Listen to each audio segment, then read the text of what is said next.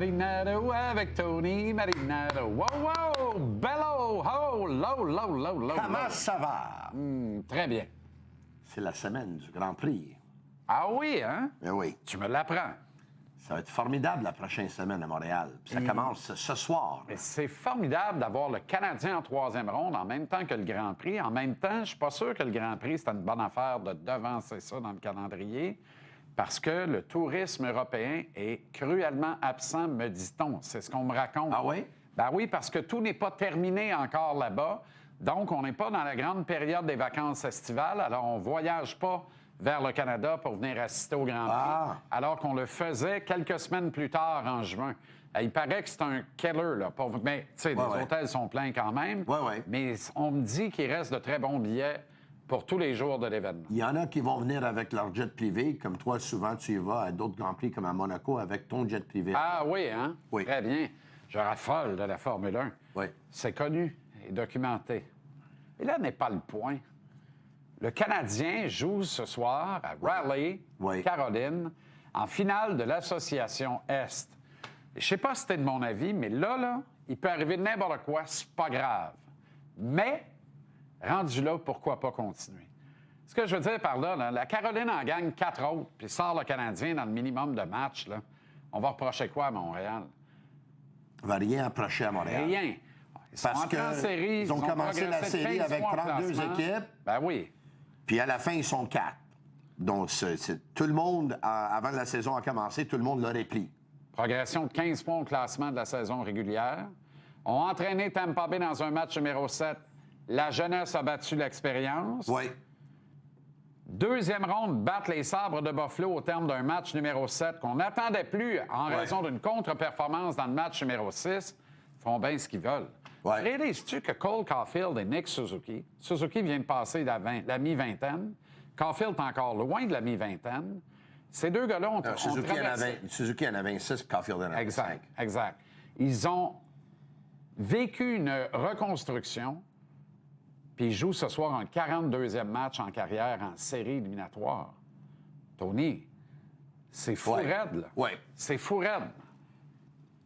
Ils ont acquis de l'expérience, et encore là, Suzuki est en train de devenir... Il était toujours un bon capitaine, mais est en train de vivre des moments dans les séries éliminatoires qui va être vraiment un bon capitaine, un excellent capitaine, parce que il apprend à gérer certaines situations dans les séries qu'il n'y avait peut-être pas...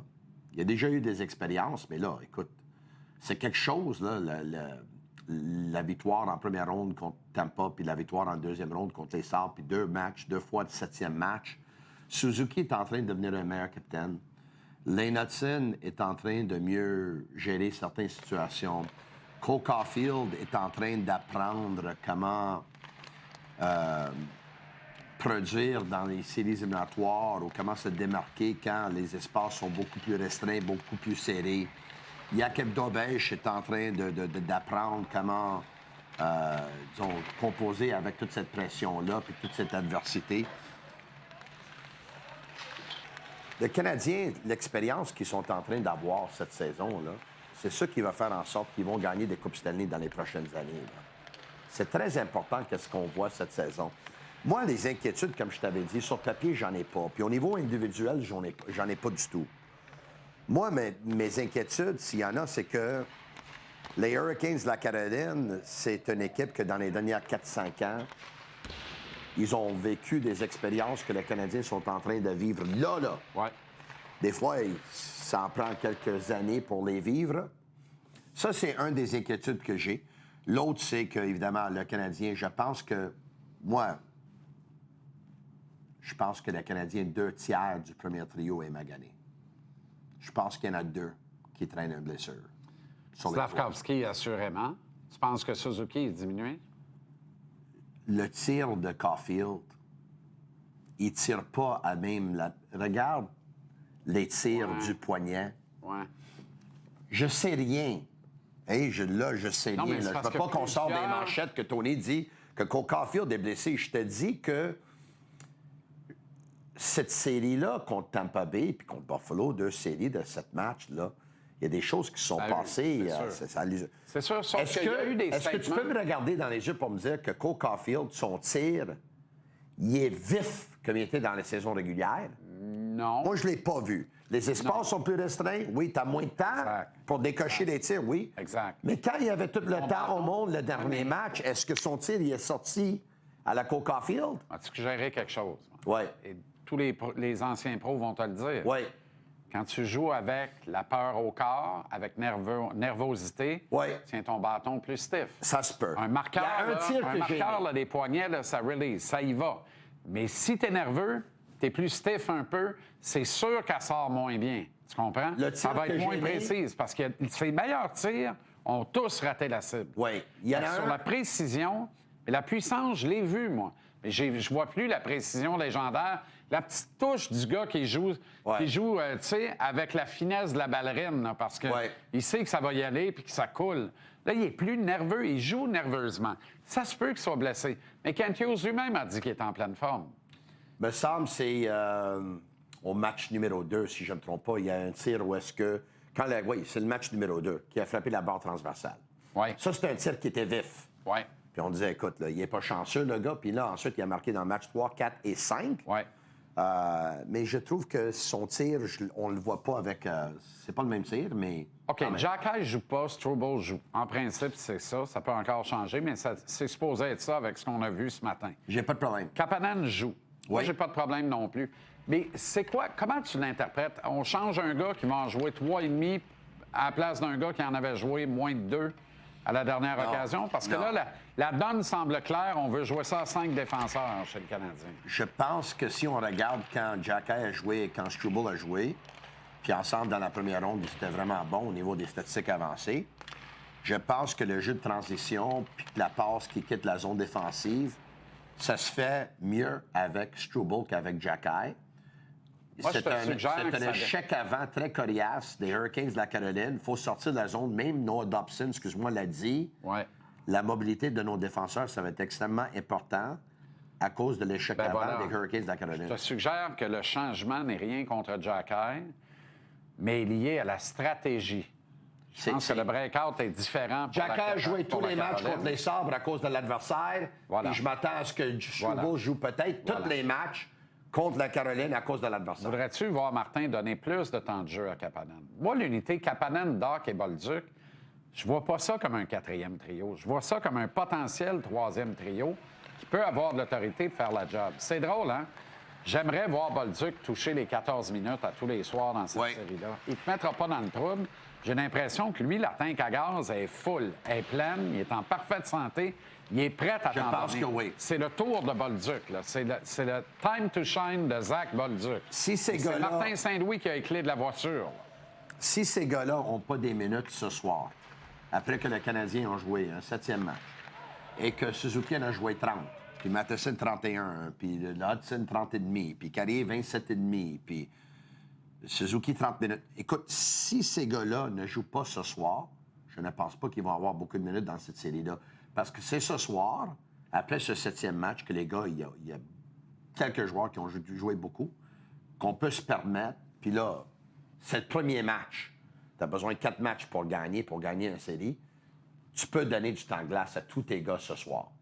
J'aimerais voir le Canadien jouer à 4 trios ce soir parce que l'avantage, parce qu'il y a certains avantages que les Hurricanes ont, puis je vais répéter encore une fois, joueur individuel pour individuel, les Hurricanes n'ont pas d'avantage sur le Canadien. Défensive contre défensive, les Hurricanes n'ont pas d'avantage sur le Canadien. Première centre contre première centre, pas. Meilleur buteur contre meilleur buteur, ils n'ont pas d'avantage non plus. Sur la collectivité, ils ont un avantage. Sur l'expérience, ils ont un avantage. Sur la profondeur, eux autres, tous les 18 joueurs jouent, là. Le 6e défenseur, il joue. Oh, puis les 4 trios, ils jouent. Exact. C'est là les avantages des Hurricanes. Moi, je pense qu'en attaque, ils sont meilleurs à cause de leur profondeur, à cause de la ligne de centre. Défensivement, j'accorde un avantage aux Canadiens. Malgré la présence de Slavin, le corps défensif du Canadien est bien meilleur, tant qu'à moi, que celui des Hurricanes, mais la collectivité des Hurricanes... Je pense que oui. ...est meilleure que celle du Canadien si le Canadien, t'en as un qui est défaillant. Ouais. Si tout le monde joue son match A, c'est arrivé 4 fois contre les Sabres, on a gagné 4 matchs. Si tout le monde joue son match-là, la défensive du Canadien peut l'amener en finale de la Coupe Stanley devant le filet, net avantage du Canadien, selon moi. Net avantage du Canadien, mais Anderson joue vraiment bien. Si on regarde la saison régulière, encore une fois. Anderson joue tout le temps bien quand il joue avec l'avance. Oui. Il a joué avec l'avance 8 fois. Non. Il a gagné 8 matchs. Alors, il faut juste le battre de bonheur. Sans manquer de respect pour les Sénateurs ou les Flyers de Philadelphie, là. C'est ça. Il n'a pas joué contre nous. Il n'a pas pogné un bébé qui va pogner là. Puis quand il l'a pogné cette année, ça a mal été. Le Canadien ont le don, parce que la Caroline ont le don d'effectuer beaucoup de tirs au but, beaucoup de chances de marquer. Le Canadien a le don de scorer peu de lancers. C'est exactement ça. Et ça joue dans la tête du gardien. Ils sont très opportunistes.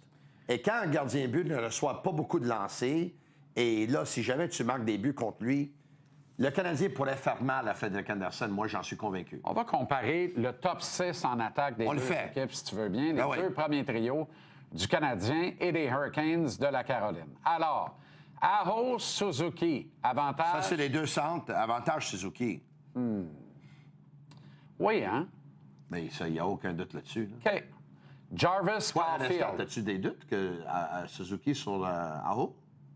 J'aime beaucoup Sébastien Aho. Ben, je l'aime beaucoup, mais un joueur Suzuki a eu plus que 100 points puis il va gagner le trophée Selke à un moment donné. Exact. Caulfield, Jarvis. Ben, il y en a un qui en a marqué 51. Hein? Jarvis, c'est un bon élément quand même. Oui. Slav Svechnikov. Saison régulière, Slav, j'aime pas les séries de Slav. Mais j'aime pas les séries de Svechnikov non plus. Slav, c'est un premier trio qui est au neutre complètement à l'autre bord. Plus de aussi. potentiel que Svechnikov. OK. Plus de talent. Ehlers Demidov. Plus d'expérience des séries pour Ehlers. Meilleur talent. Plus de chances d'exploser Demidov. L'affaire, par contre, c'est qu'Ehlers joue ça à 3. Là. Fait que exact. On triche un pour peu. l'instant. Oui, mais moi, je pense pour l'instant, parce que le trio de Jackson Blake, Stan Coven puis Taylor Hall ont bien fait dans la dernière ronde. Exact. Mais si Jackson Blake fait rien dans cette série-là, tu vas voir comment Ehlers va monter puis Jackson Blake va descendre. Stan Coven, Evans, il n'y a pas de lutte là. Puis malgré tout le bien d'Alex Newhook, ben Taylor Hall, d'abord, a plus de points et connaît de très bonnes séries. Un meilleur passé, meilleur potentiel. Avantage Hurricanes sur le deuxième trio. OK. Surtout si on met Ehlers. Oui, je pense que oui. Et à la défense? La défense, c'est le Canadien, Tony. Je pense que c'est le Canadien, là. C'est le Canadien. Matheson, Dobson, Lane Hudson, Gouli puis Carrier, là, comme top 5, là. Et Lane Hudson change la game à lui tout seul. Oui. À lui tout seul. Faut arrêter, là. C'est ce gars-là, c'est... Est-ce que la question se pose? Est-ce qu'il y a un joueur dans les nationales, toute position confondue, qui a une meilleure lecture de jeu et une meilleure vision de jeu que Lane Hudson? Je pense pas, moi. Je pense pas. Ça va être difficile de trouver ça. Ciao, Bello, Montréal en 7. Ciao, Bello, Montréal en 7. Ciao,